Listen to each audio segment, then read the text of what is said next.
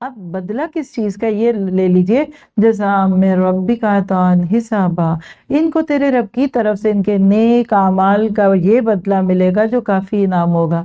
Note کریے، جزا من ربک، آپ کے میرے عمل اس قابل نہیں ہے کہ جنت ملے، حدیث ہے، کسی کو اس کے اعمال سے جنت نہیں مل سکتی، ہاں اللہ اپنی رحمت کی چادر ڈال دے۔ کہا اللہ کے نبی آپ کو بھی؟ کہا مجھے بھی، میرا رب بھی اپنی رحمت میں ڈھانپے گا تو جنت ملے گی۔ کیونکہ آپ اس کو سمجھیے، یا ابھی سمجھ لیں کیونکہ پورے پارے میں اس پہ بات ہونی ہے۔ تو آپ کسی سٹور میں جاتے ہیں تو پرائس ٹیگ لگے ہوتے ہیں نا، عموماً آپ کو پتہ ہی ہوتا ہے کہ یہ مہنگی چیز ہے، یہ سستی چیز ہے۔ لیٹ سی، اگر کوئی بڑا سا سٹور، یہاں کے تو سٹورز بھی بہت بڑے ہیں، ایک آدھ مجھے بھی دکھائے ان لوگوں نے، بندہ ہی گم جاتا ہے اس میں جا کے، سمجھ ہی نہیں آتی لینے کیا، چلو واپس، ابھی کچھ نہیں سمجھ آ رہا، یہ کیفیت ہوتی ہے نا۔ اب آپ سوچئے کہ ریفریجریٹر رکھا ہوا ہے وہاں، اے سی رکھا ہوا ہے، اور اسی طرح کوئی اور ایک مہنگی سی چیز رکھ لیں ذہن میں، کمپیوٹر رکھا ہوا ہے۔ اب اس پہ پرائس ٹیگ کیا لگے ہوئے ہیں؟ یہ اے سی 5 ریال کا، یہ کیسے ہو سکتا ہے؟ اچھا یہ کمپیوٹر، یہ کہہ لیجئے کہ 25 ریال کا۔ اچھا ساتھ ہی اب دوسرے سیکشن میں نظر ڈالتے ہیں تو وہاں آپ کے کرود ہیں، آپ کے وہ صفائی والے چیزیں ہیں، موپ ہے، وائپر ہے، کوئی ڈونگا ہے، کوئی پلاسٹک کی بالٹی ہے۔ اچھا آپ کہتے ہیں یہ بھی تو لینے تھے نا، دیکھوں۔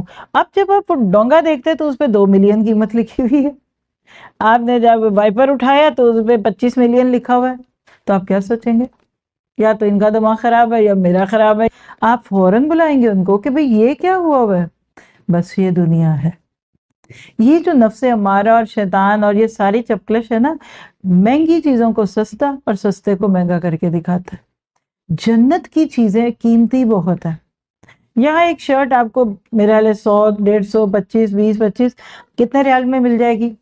جنت کی ایک ایک شرٹ ملینز ریالز کی ہے، اور وہاں کرنسی ڈالر نہیں، پاؤنڈ نہیں، کرون نہیں، ریال نہیں، روپیہ نہیں، وہاں کی کرنسی کا نام ہے گڈ ڈیڈز۔